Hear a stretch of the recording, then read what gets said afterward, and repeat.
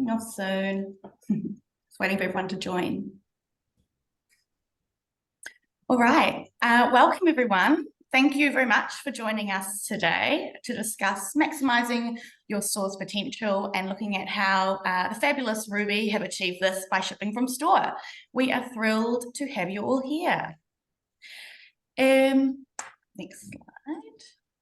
So we like to keep these webinars short and valuable, so let's kick things off.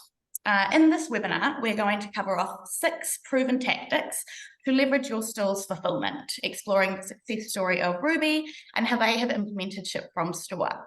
We will hear from the lovely Olivia, who is the head of digital and logistics at Ruby, as she shares her real-life examples of the challenges and successes she's experienced with a Ship from Store strategy.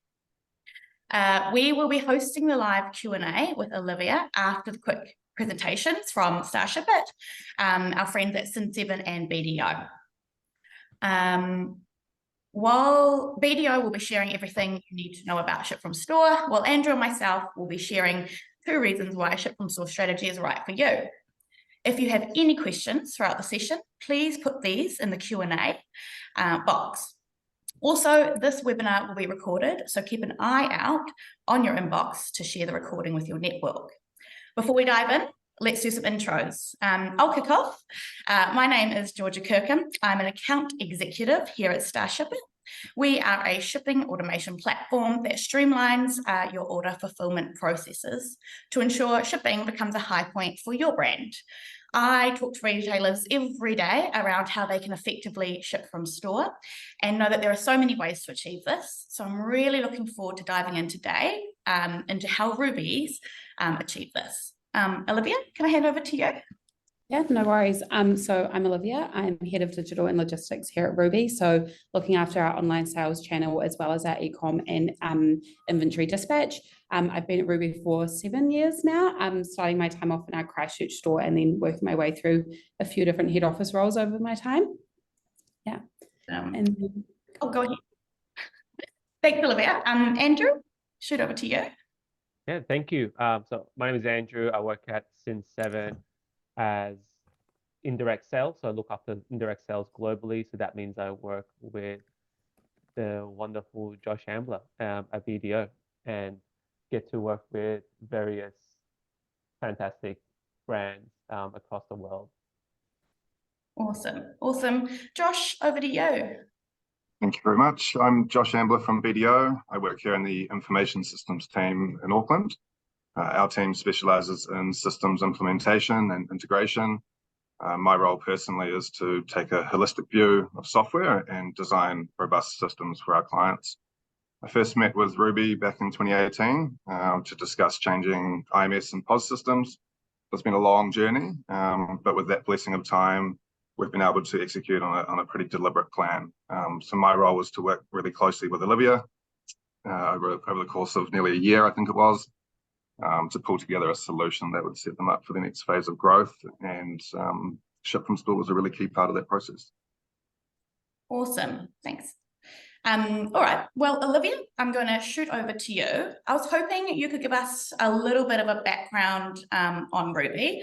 It's a much loved NZ brand. You've got 8 stores nationwide. And I understand you've always sort of shipped from store, but recently kind of changed up your tech stack and processes to achieve this more effectively. Can you tell us why Ruby chooses to ship from store and some of the challenges you faced that really drove this project? Yeah, definitely. I'll start out with the challenges. I think that kind of guides like why then we did it. So obviously the stock management in our store was like the biggest kind of piece with Ship from Store, and then having that available online. Obviously you want this all to be available. However, when you have Ship from Store not available, you're very limited to the stock that your customers online can purchase. And so that was a really big piece for us. We don't make a large run of most of our styles. And so if we weren't able to offer the stock that we have in our, we refer to them as IRL stores, so in real life stores, then that would mean that we would have a very limited offering for our online customer, often only a few sizes of each style, which is obviously not the experience that we want. So that was definitely a big piece as to why we kind of went with the solution. It's something we've definitely always done, but it also means that we've been able to like offer the ability for our customers to get their items quicker. Shipping from stores that are closer to where they're located means that we're also able to pretty much always meet delivery timeframes, which I know can be really tricky to do as well. Also lower cost, you're shipping closer to where you are. Also the aspect of like carbon emissions that you're facing, like shipping something from Auckland to Christchurch versus Christchurch to Christchurch is obviously much less. And it also meant that through partners such as like Uber, we've been able to offer like same day delivery to our customers within the same city, as well as like click and collect, so a customer can go and collect an item on the same day that they order it. Love it. Thank you. Love it. All right. Well, I'm going to shoot over to yourself, Josh, to give us your tactic, your first one. Yeah, cool. Thank you. So following on from what Olivia's mentioned there around trying to pull the stock online or aggregate your stock over multiple locations and multiple channels is kind of the dream, to be able to get your stock holdings down to a position where you can sell right down to the last unit. It's quite hard to do, especially in fashion, and a lot of customers end up overstocking or with stock outs and generally not having that smoothness across their stock holdings.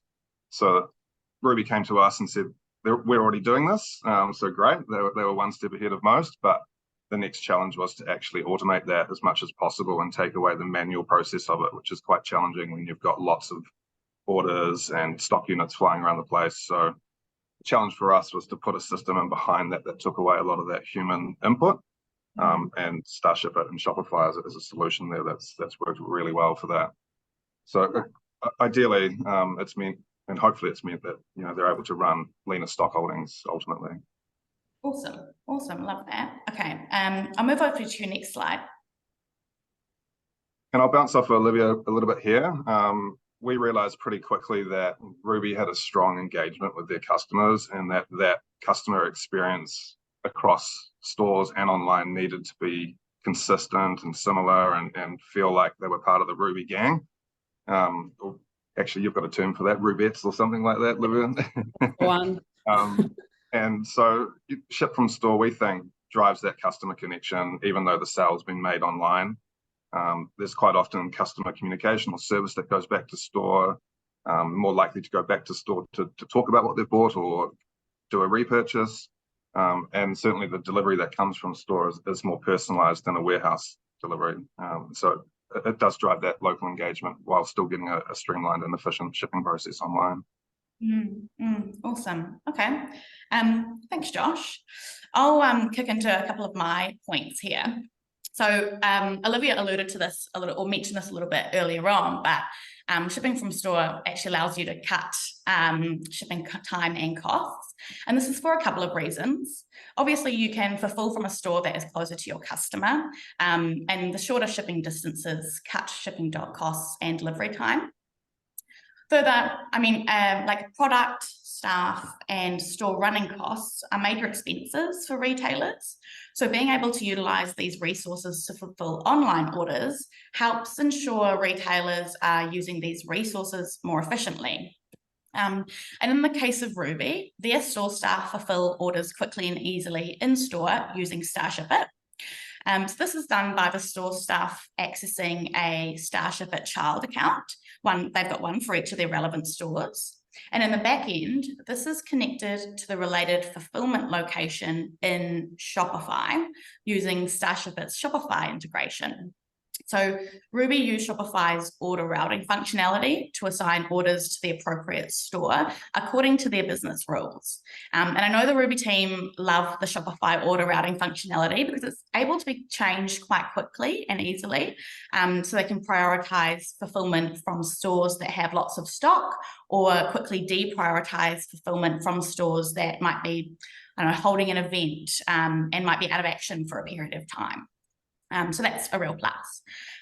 Once the order is actually placed online, it imports into the correct Starship It child account where the store staff can access, and they can pick, pack, and really easily print a shipping label all in our UI with a couple of clicks. Ruby also uses multiple couriers when shipping from store, dependent on the service selected at checkout, so standard, express, things like that.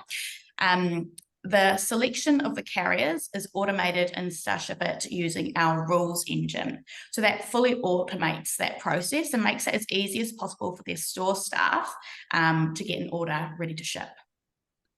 So that's that point. And then the second tactic is that shipping from store allows you to offer more choice at checkout. So this helps reduce the risk of cart abandonment by providing a range of options that suit your customers' diverse needs in terms of delivery time and costs. So this could include things like standard, express, same-day shipping, free shipping, as well as click and collect. Last year's Digital Commerce 360 study outlined that the top 3 factors consumers consider when deciding to buy from an online retailer, being that the product is in stock and ready to ship, that the speed of the delivery, and then the number 1 was free shipping. By introducing a ship from store model, you are able to cover all bases here. You're opening up more stock to be available to purchase online, and allows you to offer a range of delivery speed and budget options that suit all shoppers' needs. Ruby actually offer, and you can see the screen grab here, same-day delivery using Uber Direct for delivery locations close to their stores. So they use Starship's rates at checkout tool and our integration with Uber Direct to show a live quote from Uber for that delivery at checkout, allowing Ruby to charge more accurately for this delivery. And it's also dynamic. So if the delivery address is outside of the rules Ruby set, or it's not a serviced area, it will not show as an option at checkout for the purchaser. And then when an order is placed, the Ruby store team book the Uber pickup when they print the label and Starship it with the click of a button. Tracking details are sent to the customer at that point and they can track their delivery. And I know this came in really handy last year in the lead up to Christmas. Customers placing last minute orders on Christmas Eve were able to receive their orders that day. So they can look fantastic in their Ruby outfits on Christmas. So by shipping from store, Ruby are able to offer awesome options like this at checkout for their customers. All right, enough from me. I will hand over to Andrew for his tactic. Thanks, Georgia. It's something that's already been touched on, but optimizing inventory levels is something that sometimes is not really discussed, and a deep dive hasn't been done into, well, how do we optimize our stock to the best of our abilities across multiple locations, right? As businesses expand, they open up more locations, they open up online, they get a warehouse. It becomes a bit of a web of, well, where do I hold stock? Where do I ship from? And optimizing your inventory levels is crucial to making sure you're running really streamlined and you're actually managing your cash flow really well. So, preventing overstocking, which cash that's sitting in your warehouse and should be sitting in your bank account, and understocking, which can really hurt you building that community that Ruby has built. And maintaining minimum stock levels, when to order, reducing your carrying costs. And so this is something that Ruby and the team at BDO really, with Sin7 and ShipIt, have really helped bring all these pieces together to create that efficiency overall. Oh, awesome. I'll move on to the next point, Andrew. Thank you. And so it's kind of a piggybacking off my last point here about this multi-channel selling. And I think we see more and more businesses adopting, and most importantly, consumers wanting multiple channels a way to communicate and be able to purchase through these brands, right? So Ruby does a really fantastic job at being able to provide e-commerce, but also install brick and mortar access as well. But allowing all that to have a central point of truth, right? So when you have all these different selling points, you don't know where orders are coming from when you should fulfill them, how to fulfill them, what is the best way to route these orders to the customer, right? So having a central tool in the back end to help you to be the source of truth of your inventory figures, and having that real-time access to those figures, so at any point anyone logging in can see exactly how much stock is sitting in those showroom floors, how much stock is sitting in the warehouse, what's expected on next delivery date, and having that all synchronized, it's super important to be as a foundational tool for a successful launch into having this multi-channel success. Awesome. All right. Well, thanks, Andrew. Now we move on to the real juicy part of this discussion, of this webinar. It's our Q&A. So we invite everyone attending to please shoot through any questions in that Q&A box. Any questions you've got for Andrew, Josh, Olivia, or I, we'd love to have a chance to ask them. So one coming through now is Olivia. What would your advice be to retailers looking to do the same when it comes to implementing a ship from store strategy? Yeah, I definitely would say it's like worth the time and effort. It obviously like opens up another opportunity to increase your sales through online. It also means that you are not having, you know, I know for ourselves, like we have 1 to 2 of each style on the floor in our stores, and obviously you need to hold more out the back as you need that size availability, and that stock otherwise isn't available to a customer other than in a store. And so it kind of means, I guess, you're removing the potential for like dead stock, I guess, that's not on your shop floor, making sure your sell through is really strong. Also gives you the flexibility of not needing to ship stock back to your office or warehouse in order to make it available online. Therefore, you're kind of saving on those freight charges. Obviously, you're saving in terms of like freight to the actual customer. But yeah, definitely worth it. I think like making sure that your team and like from a bricks and mortar point of view and an online point of view are really into it is a really big part in getting their buy-in, as they really do need to work quite cohesively as one team to make sure it works as efficiently as it can. Yeah, for sure. That's quite a engaging the sort of store staff and your retail teams has been something that has come up quite a bit with conversations that I've been having with retailers as well. It's a huge consideration. Josh, I wonder if from your perspective you had any other insight on that question as well. Any advice to retailers looking to do the same? Yeah, so often it gets put in the too hard basket. So it was really refreshing to see a company already doing it manually. It's seen the benefit beyond just having it automated to see how it would create more sales and sell through stock right down to the last unit. Yeah. So it's not an easy feat to do, to sell your stock right down to the last unit. But these guys are doing it as close as you can, and so it is well worth that journey. It shouldn't be in the too hard basket. It's just something you've got to embed into your culture, as Olivia said. In saying that though, you can be practical about it too, you know, making sure you've got the right spaces in the store to do it. Not every store has the practical space to do it. But you can also think about that differently too. Could you benefit from having a back office area that you could do other functions and be more efficient in store? So a little bit to think about from an infrastructure point of view, but well worth it for sure.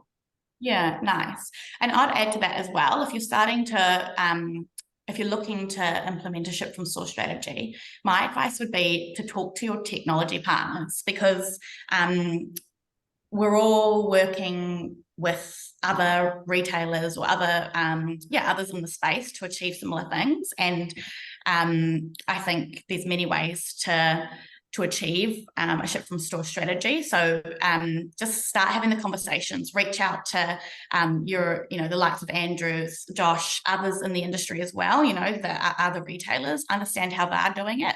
Reach out to me as well. And yeah, just have some discussions around how others are doing it, how you can do it, what your tech stack is, what you're wanting to achieve, and just get as much advice from a range of different comrades as possible. All right, I've got another question here. In terms of training, Olivia, how did Ruby sort of go about training up your staff, and how did you sort of find the transition period in terms of getting your staff up to scratch and using the platforms? Yeah, we were, whether it be maybe a really cool thing or really difficult thing, we were moving like 7 different text pieces in our business at the same time. So there was a lot of training going on for our team, but we were quite lucky in the fact like this was actually all in all probably like a 30-minute section in one of our like 5 trainings we did with the team, and they all picked it up really quickly. Both like the Starship interface and Shopify like order piece are really intuitive, really easy to use. It just kind of makes sense. Like we've always kind of joked, anyone that can use like a cell phone can kind of pick it up and figure out how to do it. It's pretty easy. I think the full visibility from the Starship side for our online team, being able to see the other stores' orders also means that while the stores are responsible for filling their own orders, it falls ultimately back to our online team. And so where like training might be needed or assistance is needed, our online team are able to kind of be the like overseer of all of that, and like give the stores a nudge, give them a hand if they need something there, which we find really helpful, as well as kind of not leaving the stores purely responsible for their own, but still having someone that's overseeing specifically the online fulfillment from store, meaning you're having less getting missed, having less getting delayed and things like that. But in all honesty, it was too simple. Yeah. Okay, well, that's a good position to be in. Love to hear it. One big question that constantly kind of comes up with me when I'm having these conversations with retailers is around the attribution of sales. So, Olivia, I wonder if you could give us some insight on how you, how Ruby actually attributes the sale in terms of does it go to online, does it go to store, any conversations or key considerations around that? Yeah, definitely. So for us, sales that come through our site, we attribute as sales to our website. We see all of our stock as a pool of stock for all stores. So if you had a customer in, say, a Newmarket store wanting a size 12 and something, and you only had a 10 and a 14 and they needed to order it from Ponsonby, like that would still be the same situation. So it's we really do see it as kind of the channel that it comes to. It's the channel that receives the sale, I guess, and gets attributed the sale. We do really enforce to our team, like, a sale is a sale, and I'm sure everyone would agree, like a sale is a sale for the business, no matter the channel. So it's a very like one team mentality when it comes to that. And I think that's something that, again, it's a part of culture, but like something that's been built over quite a few years. And we're lucky that we have a team on board with that. But yeah, for us, it's an online sale. And as the head of digital, I'm quite stoked about that. But it's, yeah, online sales and online sale for us. Yeah, I love it. A question has just come in. And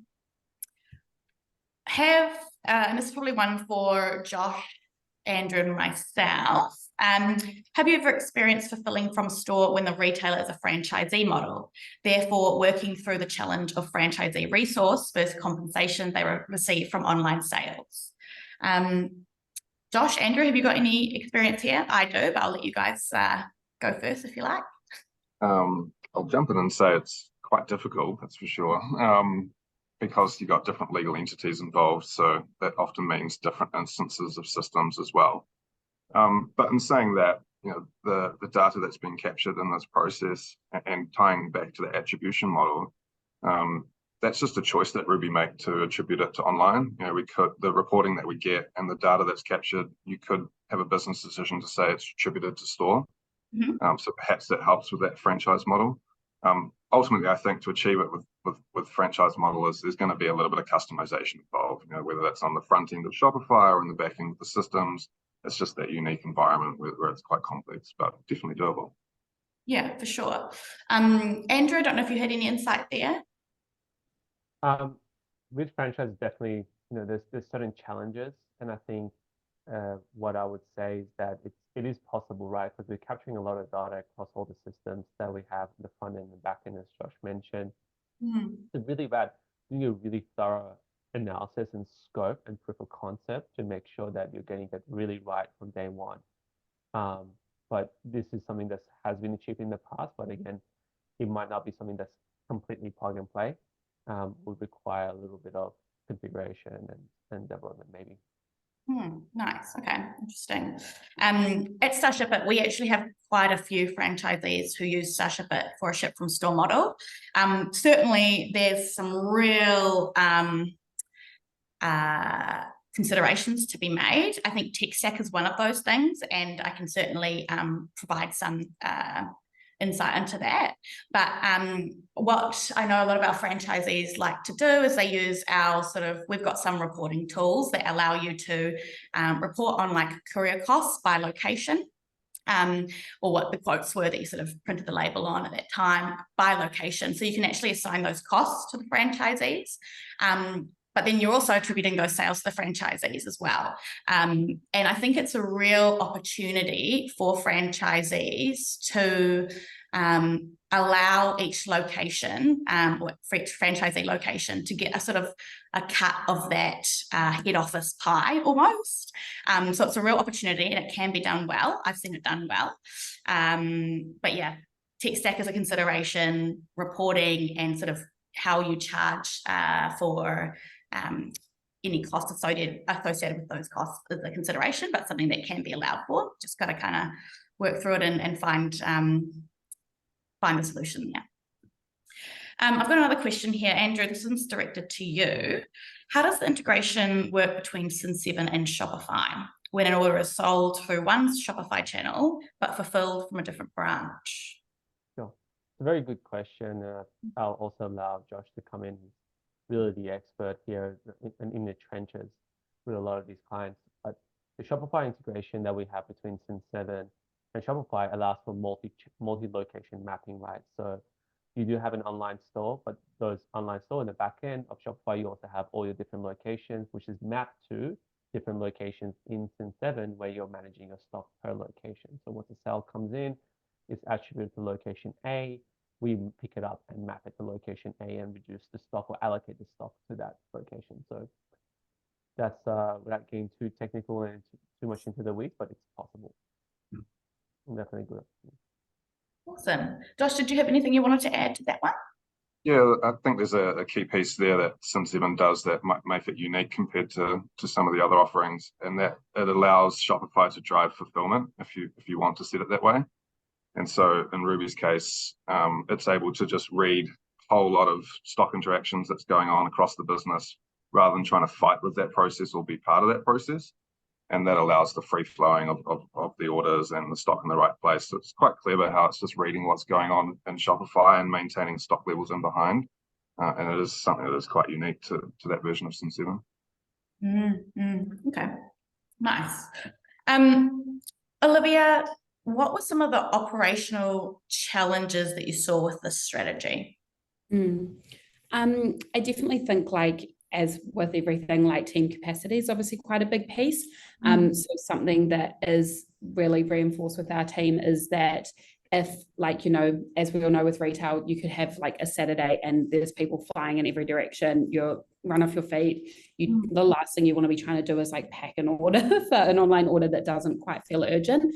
But a big part of that for us was definitely that reinforcing that, like, to ensure there's no oversell, like the team are keeping on top of that and pulling the orders aside, even if they don't have the capacity to fill it at that moment in time. They're making sure it's removed from the shop floor, from the stock room, put aside for orders to make sure there's no oversell, because that is something we experienced quite a bit on our previous system, and that never makes for, I guess, like a happy customer.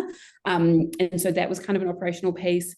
The other one that's quite helpful with that, though, is that Shopify POS, which we're on as well, which is great, does actually provide us with an alert if your available stock for that, your available units for that piece of stock goes to 0, which is what happens when an order comes through. So even though you're like, I have it physically in my hands, why is it saying 0? That's often an indication that that item is sold online, which is really helpful.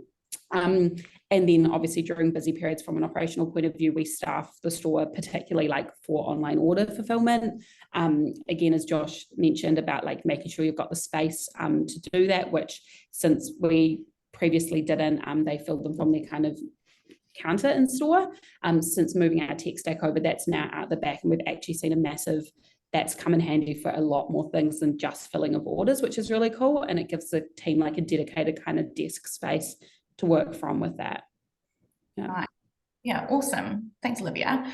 Josh, don't know if you had anything to add there in your experience. No, not really. It's been pretty well covered, to be honest. I guess what I would add is that that workflow is important to the process, and if it wasn't systemized, that it could be a lot of manual touch points. And so the solution that's been put in here and the integrations that are in play really automate a big chunk of that. And so it allows Ruby's team to just check on things and be across it from a more holistic point of view, which is a far better place to be than in the trenches processing stuff. I'm not really sure how that's playing out in the system. Sure. Okay. In my conversations, I think one common theme that comes up a lot as well in terms of operational challenges, again, it kind of ties back to the tech. You can tell that's where my head's at, but a lot of it is to do with your order routing rules and how you actually route orders. I mean, Ruby use Shopify and their order routing piece, which is fantastic, but there's not every retailer uses Shopify, and also not every retailer, it's just, there's other options out there as well in terms of how you can route orders.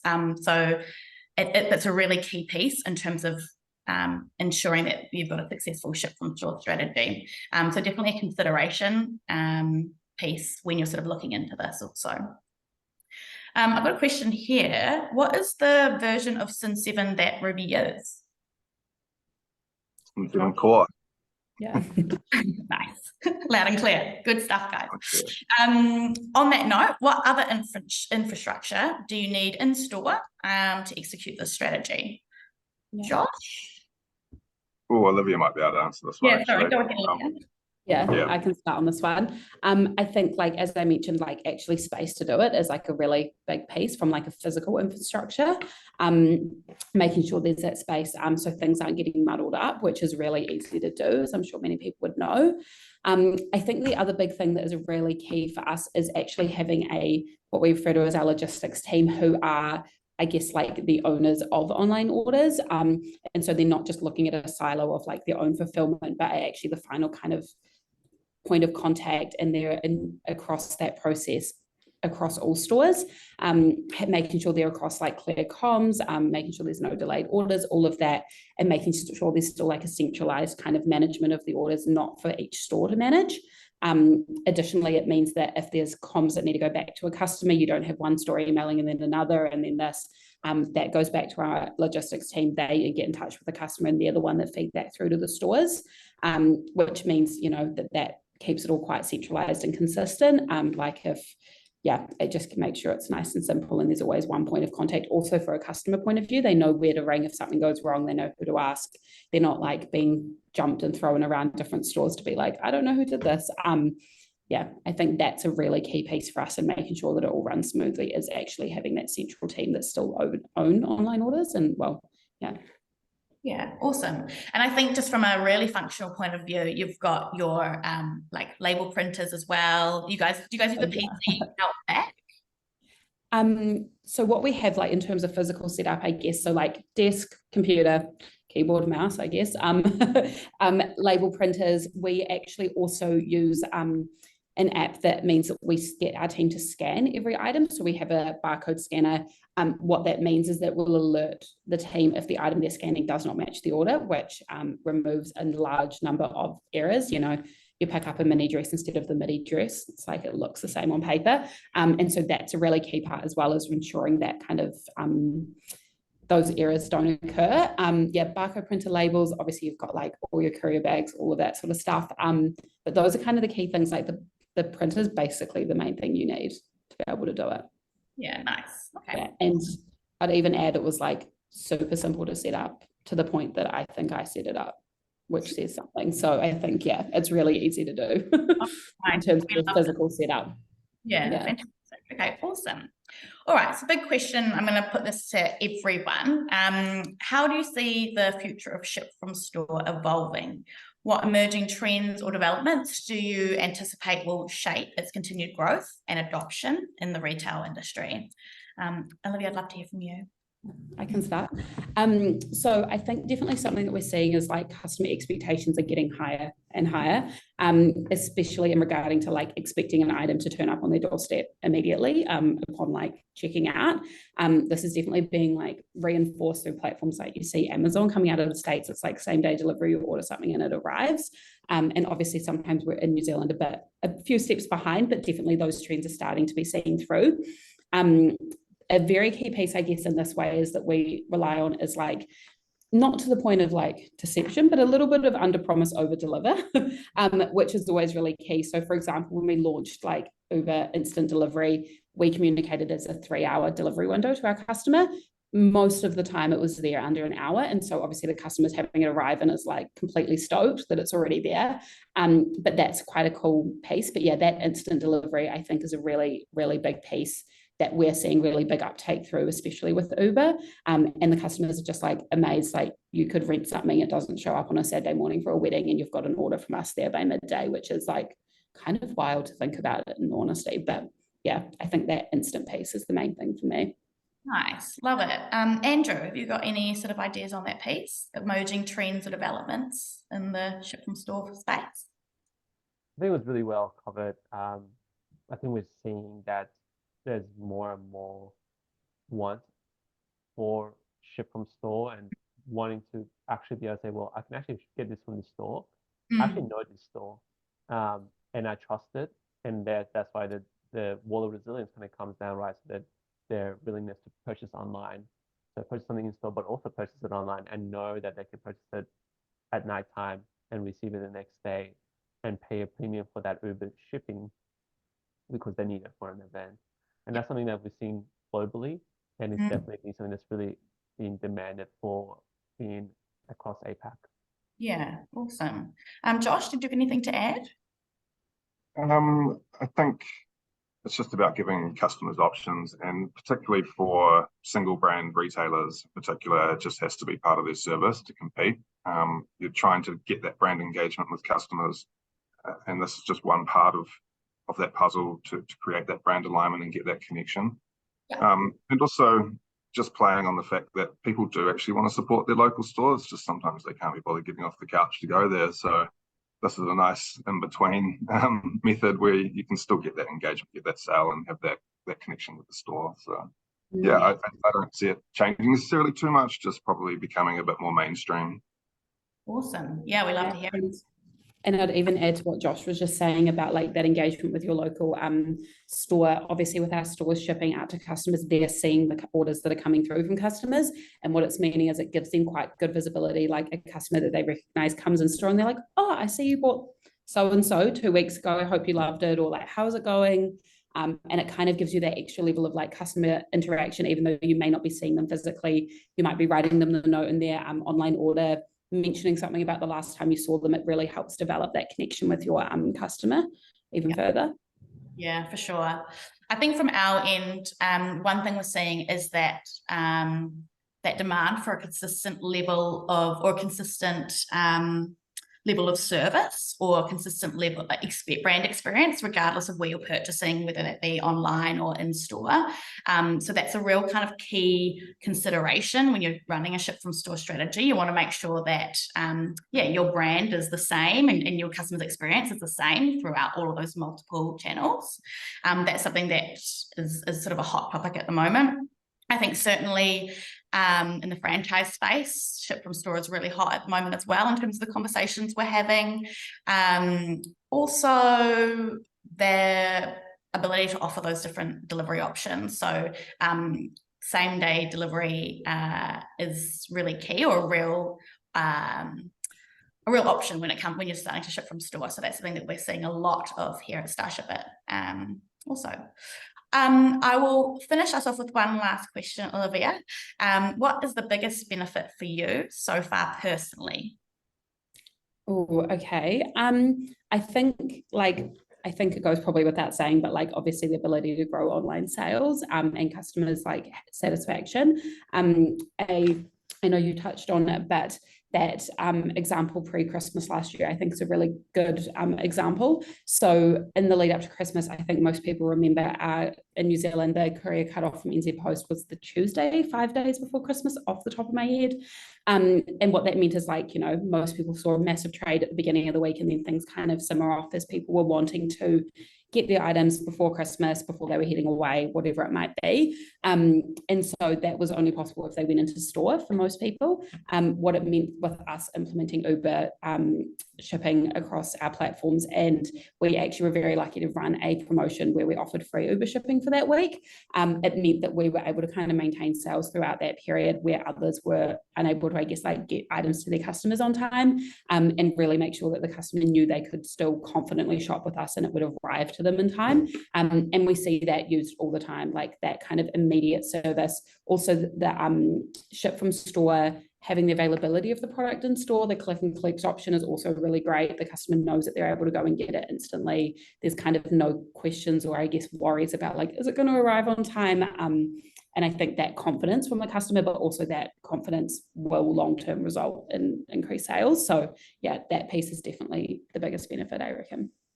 Awesome. Thank you, Olivia. Well, on that note, I think we will finish up. So thank you everyone for attending. Olivia, Josh, Andrew, thank you so much for your time. There will be an email that goes out to everyone off the back of this. If you would like to learn more, please reach out. All right. Thanks, everyone. Thanks. Bye. Thanks.